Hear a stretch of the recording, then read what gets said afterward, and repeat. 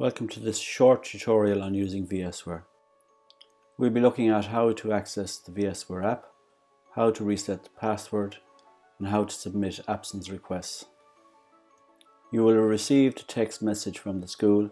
This outlines where you can log into VSWARE online and how to download the VSWARE app from the Apple App Store or your Android Google Play Store. It'll also provide you with your username for VSWARE. When you've downloaded the VSWARE app, you will be asked to submit your username and your password. If you can't remember your password, you need to go to Create a Reset Password.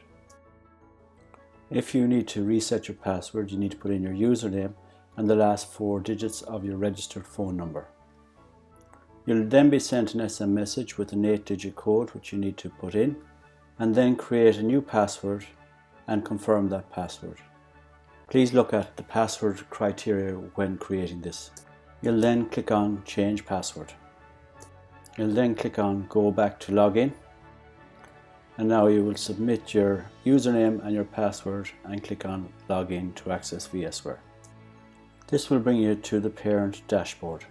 To submit an absence request, click on your child's name, select Attendance, scroll down to find the absence request, click on Submit Absence and choose between Past Absence and Future Absence.